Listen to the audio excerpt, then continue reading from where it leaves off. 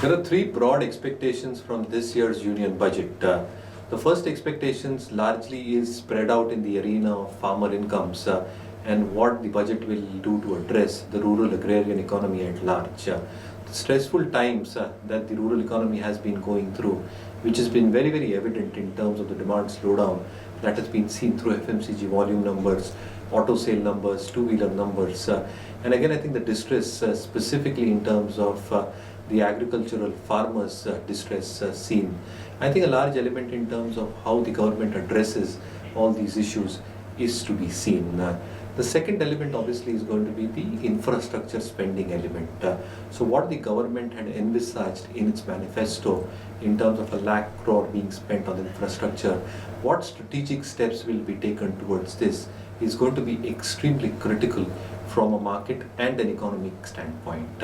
The third element obviously is how the revenue collections are expected to ramp up.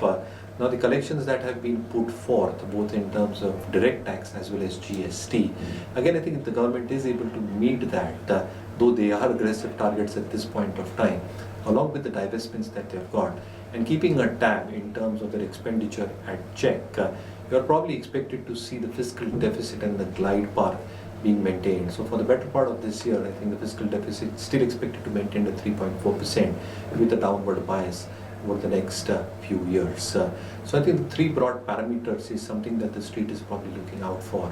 Again, I think in terms of what retail investors or the retail public at large are expecting, any sort of exemptions that come through, either in terms of ADC or interest on loans, I think that will be a very, very welcome step.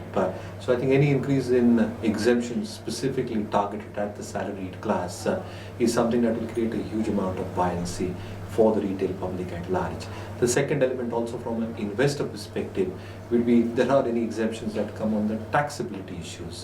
So I think the taxes which were introduced from a short-term perspective as well, whether you're probably going to see some amount of respite on that front, will be gleefully accepted by the markets. So there are some broad expectations and broad assumptions. How the government manages, as I said, its revenue flows, which have been a little bit tight last year, will have the government in check in terms of giving these exemptions as well. I think a few sectors looking at where the first element or the focus of the government will obviously be infrastructure. Now within infrastructure, a lot of road stroke EPC companies which are better managed, which have less leverage, which have reasonable order books are something that can be looked forth. The second element also can be cement companies, because once you are expected to see huge push through happening on the infrastructure side, a lot of cement offtake will start taking place from the second half. The third element obviously is going to be financials at play.